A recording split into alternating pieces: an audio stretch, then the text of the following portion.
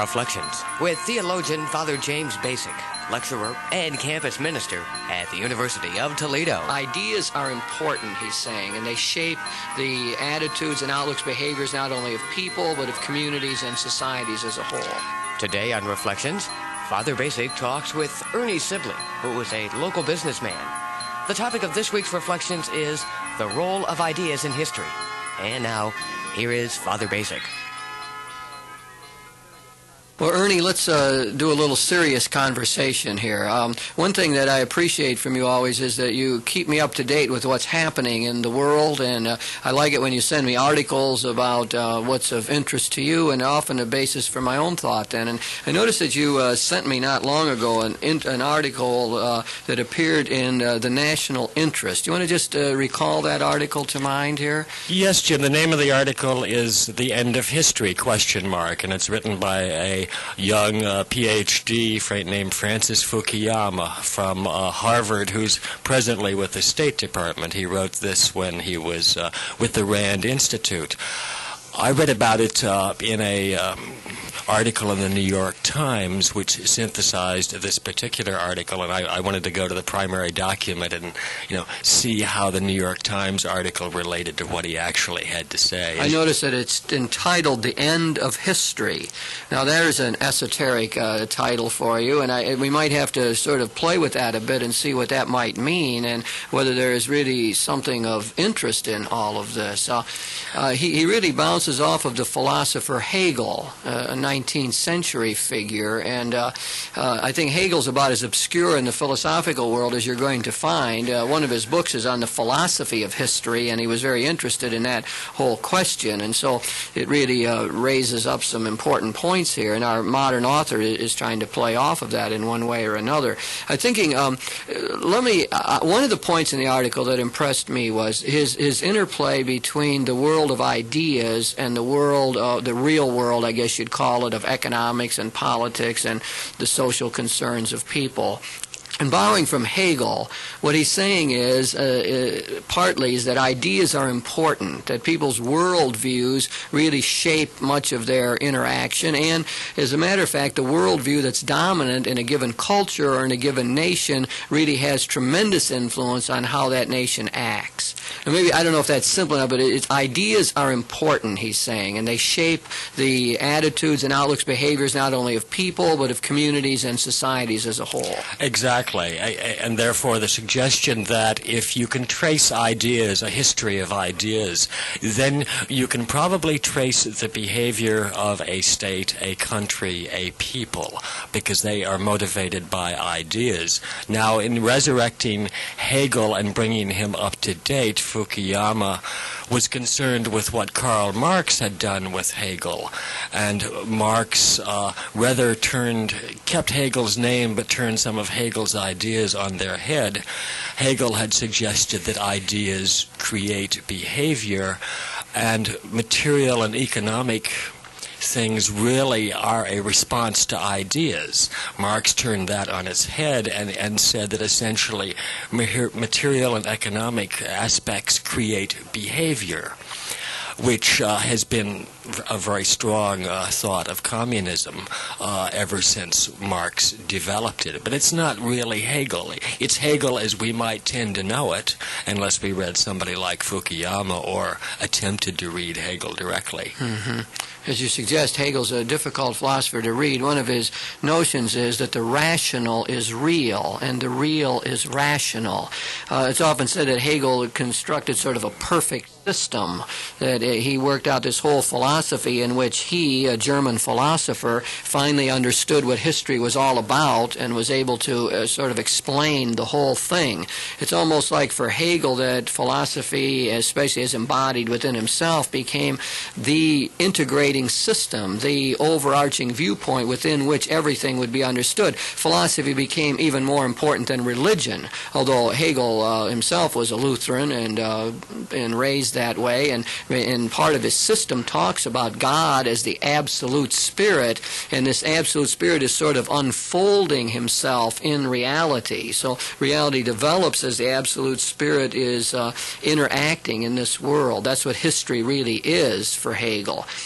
and so that history somehow has a dynamism to it. Hegel picked up a lot of the ideas in the 19th century that the world was in process. I mean, up to that point, very often philosophers did their thinking in static terms. They feel the world was conceived as a gigantic machine, for example, and but it wasn't in process or movement, and the philosophers analyzed it and so on.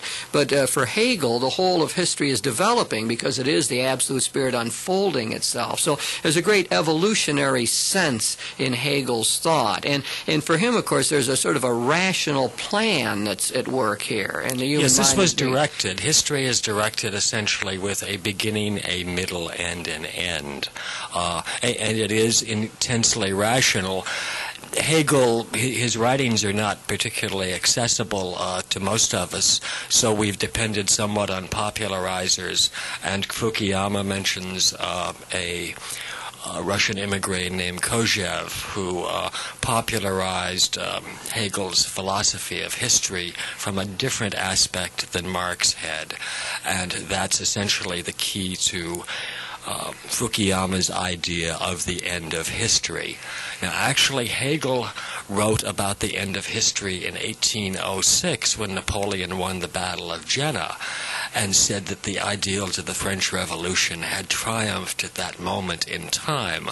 Now, it might be good to just add some biographical notes there. Hegel was teaching in Jena at the time. Yes. And Napoleon actually rode through town, and he saw Napoleon and saw him as a sort of world figure, an embodiment of the new age, which was the principles of the French Revolution as he saw it. And I mean, and then I think at that very time, because of the occupation, so on, Hegel lost his job teaching, and his house was burned, and all kind of things like that. But he still was extremely taken with this event. A lot of times people distinguish an earlier Hegel from a later Hegel, and he's a complex figure. But what is really not in dispute is his tremendous influence on thinking in the 19th and 20th century. He's thought of very often as a new father of modern thought. His problems were the problems we continue to wrestle with. And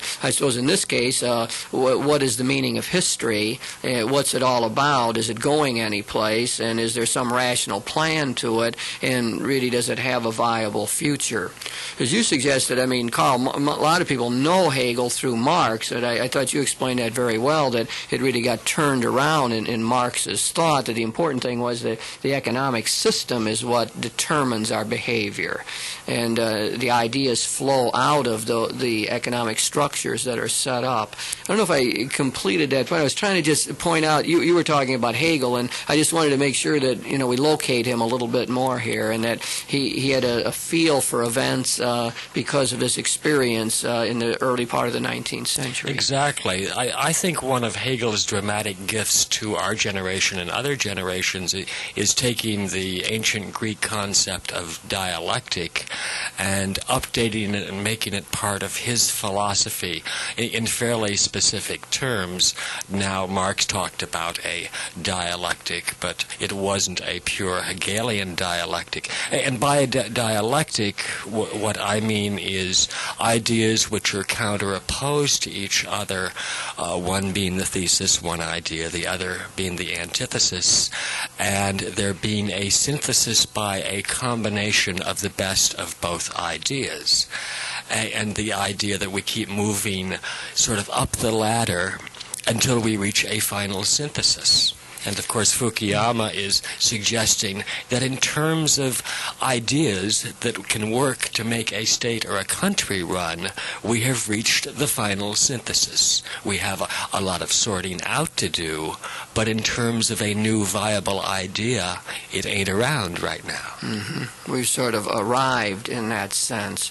So let's go back to this question, Ernie, about the importance of worldviews and ideas in shaping behavior, because that's part of what Hegel stood for and what some people in the current intellectual scene are resurrecting again.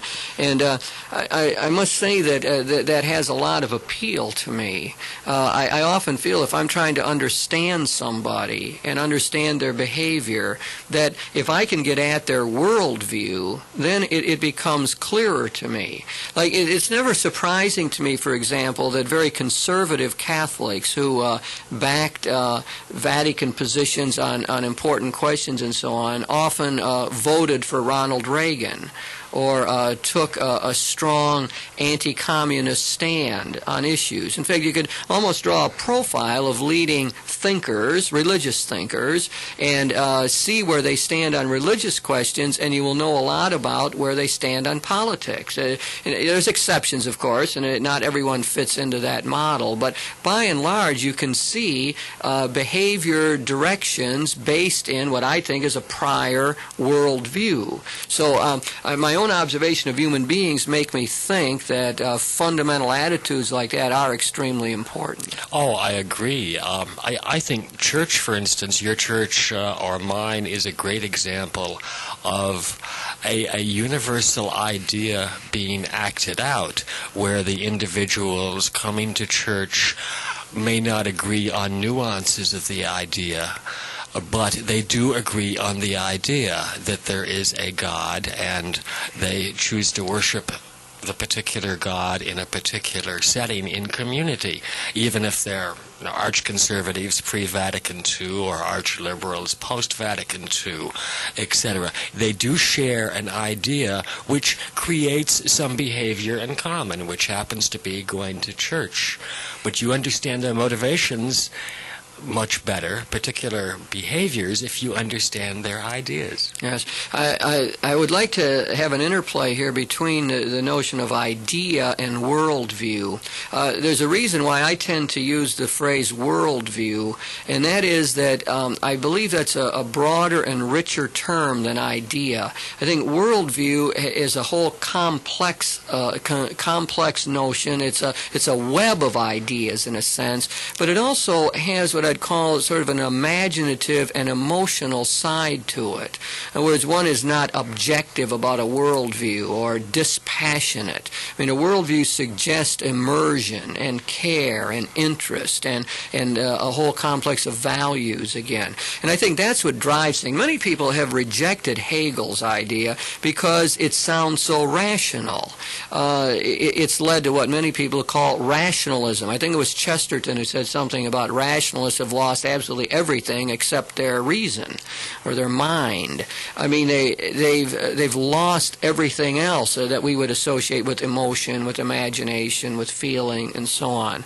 So the phrase worldview to me has a lot of emotional baggage with it that I think then becomes that you can make your case better that a worldview runs reality or dictates people's behaviors or a society's behavior better than you can just talking about simple ideas in a way. That's helpful, Jim, and I certainly agree.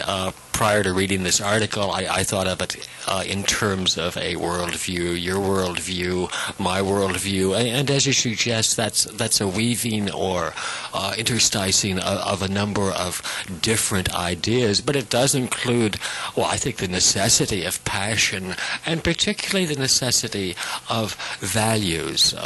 Ideas have differing values according to the individual, but a worldview can be a synthesis of a variety of ideas valued at different levels of need and understanding. For instance, for me to understand the politics of India, for instance, that is not high on my scale of values.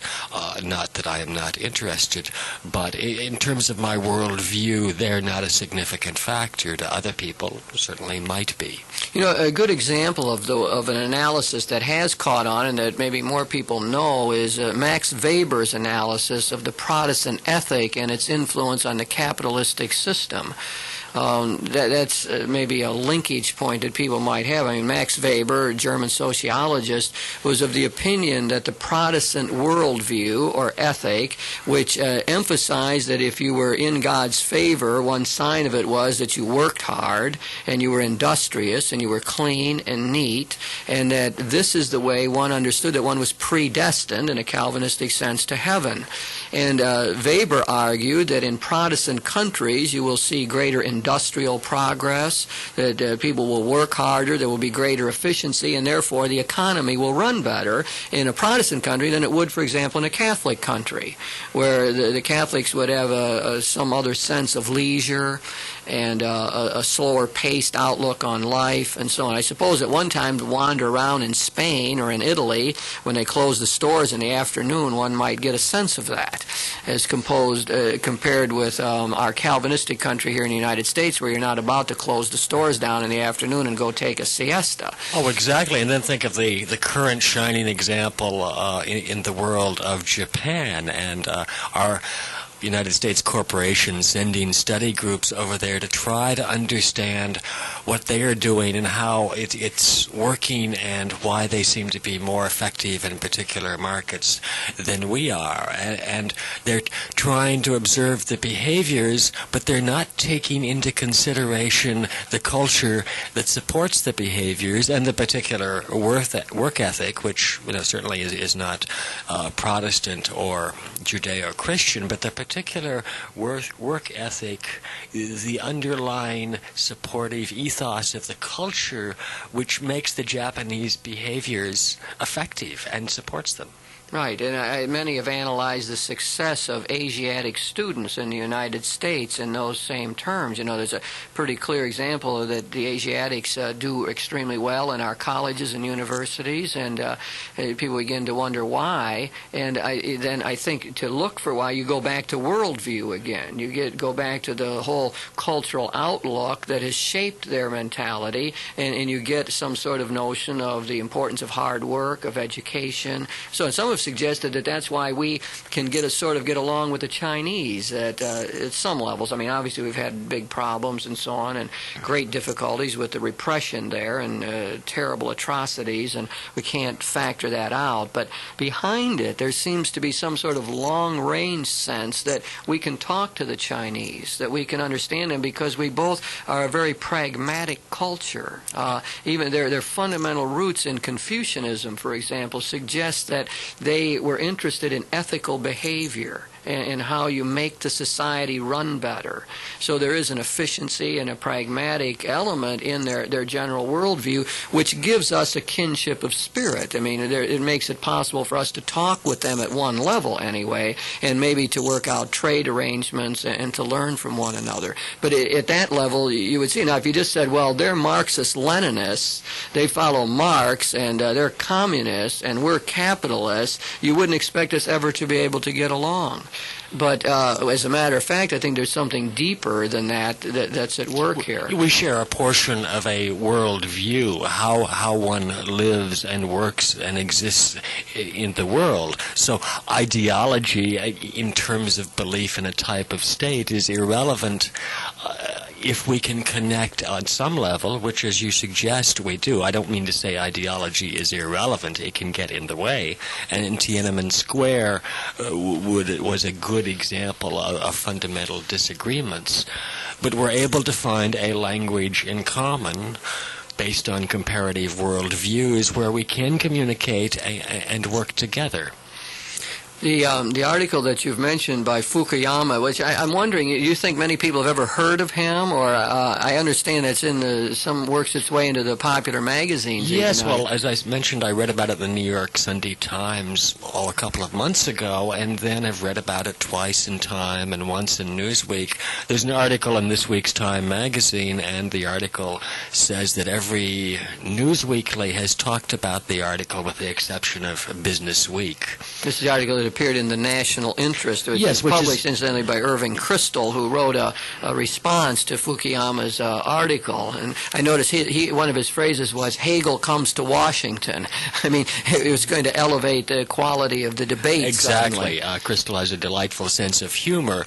My sense is, if you wish to dichotomize between liberal and conservative on the political spectrum, that Fukuyama and certainly Irving Kristol are on the conservative I think side of the often called the spectrum. neoconservatives, I think, fit into that general category. Right, and Fukuyama's mentor is Alan Bloom from the University of Chicago, who wrote the book The Closing of the American Mind. And yet I don't see any particular strands of conservatism or neoconservatism in Fukuyama's article. But he's making many points in the article, and we're just zeroing in on one here, Ernie, right? That is that ideas make a difference, and worldviews precede other sorts of political, social activities in a way, and have a primacy in their outlook, and that this will make a difference in the way we see the world. So that, I mean, that, for example, we look at the Russians now, at the Soviet Union, and we try to understand what's at work there. And one of his points would be that, well, Marxism is no longer a reigning ideology with them, that no one in Russia takes Marxism seriously. That and I've noticed that over the years, that how little Gorbachev would ever mention Karl Marx. He doesn't even give a bow to him. He'll mention Lenin, but not Karl Marx. It's as though this ideology that was perpetrated all these years is suddenly bankrupt. It has no more meaning. And in that way, Fukuyama represents a large strain of thought these days, books and articles which have insisted on the bankruptcy of Marxism and the fact that even the intellectuals in Russia don't take it seriously. Someone had said the only place it's taken seriously anymore would be at Harvard and by American intellectuals, but that Marxism is dead in that sense. And so that's part of what he's saying, is that if you want to understand what's going on in the Soviet Union, you wouldn't look to Marxist ideology, but you've got to look at some other sort of worldview that is reigning there. Yes, and then when you look at the consumer ethic going on in Russia now, in terms of people aspiring for VCRs and more buying power and video cameras, it's rather difficult for people to stop being materialistic. And I don't mean purely materialistic, but once you're accustomed to having some creature comforts, it would be very hard to go back on the farm again, so to speak, literally and metaphorically. But I think Fukuyama's larger point is, let's not overreact to whatever Gorbachev is doing, or whether Gorbachev is toppled or not, but let's try to stand back and look at a larger context of understanding in terms of, once again, the shift in worldviews exhibited. Yeah. You know, I mean, what a clear spin-off of that is that he would claim that the notion, the expansionist notion that was associated with Marxism simply isn't at work in Russia anymore. Now, you're going to get a lot of dispute on that. He also says the same thing about communist China, that they're really not into exporting Maoist revolutions anymore, although you got some counter indications of that with the support. There's some more support for the Khmer Rouge. But by and large, his point is, Fukuyama that is, that we shouldn't relate to the Soviet Union anymore on the idea that they're expansionists necessarily in principle, that there's something else at work, and that is they want their economy to run. And they got to worry about getting food on the table for their people, producing consumer goods. And their people at this point have expectations. I read somewhere when Tiananmen Square was going on that once people are used to having little, that is the point of conflagration in a country. People who were not used to having anything in terms of freedom or creature comforts were never a problem. But once they have a taste of some relative freedom and creature comforts, that becomes the point at which the whole thing can explode. They're not going to go back again. Yes, and the point, again, of the article we're discussing is that what really has captured the world stage is what they call liberalism, which refers to our participatory democracy and our market system. As someone had said, the really dominant metaphor in the United States is the marketplace. And in the marketplace is where you have competition. and where you are able to, that's where the economy gets played out, and we value the people who can make it in the marketplace, who move up the socioeconomic ladder, and who have that competitive spirit so they can win out and make progress and become well-to-do and so on.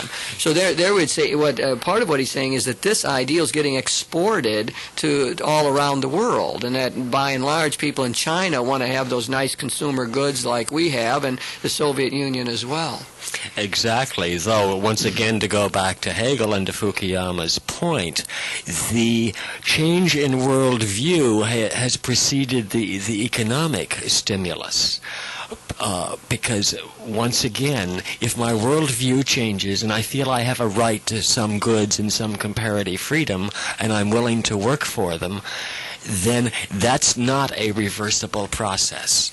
Now, one thing, Ernie, I want to get in here is that I think that what these authors miss is the whole importance of religion in all of this. When we're talking worldview, if we simply say the only worldview around is liberalism or a market economy, then I think we're missing a whole lot. What we've got to factor in, I think, is what I call the Christian worldview, or the Judeo-Christian tradition, which really does have a power to grab people and move people. I mean, part of my insistence on as a theologian is that we really have to insist on the power of religious symbols to galvanize us into activity, to show us the way and to give us guidance. I find that missing in all of this analysis. I mean, religion is just sort of set aside. My feeling is that very often people find their deepest motivation in their religious symbols. It's what keeps them alive, gives them perspective, keeps them going. And I believe that really needs to be in the whole mix. Well, we've been talking, Ernie, about an article, The End of History, which you've brought to my attention in the National Interest by Francis Fukuyama. And it really is a telling piece. And the main idea is that worldviews are important, and I want to remember that religion has to be an essential part of any viable worldview.